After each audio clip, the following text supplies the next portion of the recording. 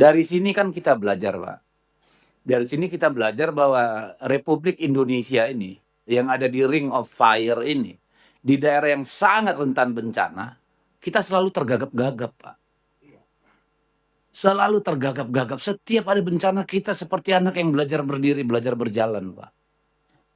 Dilihat dari sisi kebijakan, dilihat dari sisi penganggaran, itu sama sekali tidak ada sense of crisis terhadap potensi-potensi kebencanaan.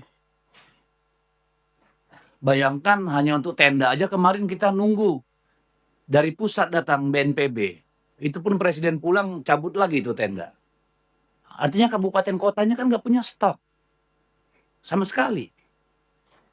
Itu satu. Tidak ada sense-nya kita sama sekali. Yang kedua, nggak siap juga. Kita tidak pernah punya senario, Pak.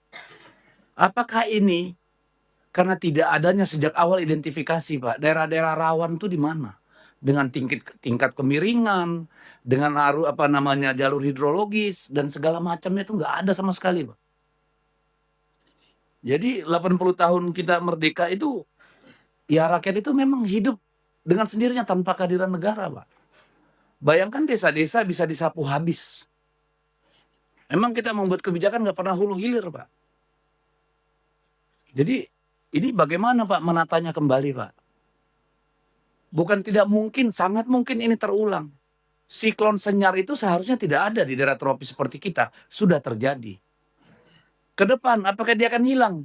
Belum tentu, nggak ada yang jamin, Pak. Lalu apa yang dilakukan oleh Kementerian Dalam Negeri sebagai pemerintah? Bagaimana membuat kita siap dan siaga, Pak? Ini kan problem besar, Pak. Ya. Lalu kemudian saya lihat dari Kemendagri, Pak. Ini harus jelas juga bagi kita semua. Bagaimana memampukan pemerintah daerah ini recovery dengan cepat, Pak. Karena kalau Pemdanya nggak recovery dengan cepat, bagaimana berharap rakyatnya recovery dengan cepat, Pak? Hari-hari ini sungai itu masih penuh dengan batang-batang pohon, Pak. Pemukiman masih penuh dengan lumpur. Hampir 1 meter, Pak. Derita siapakah ini?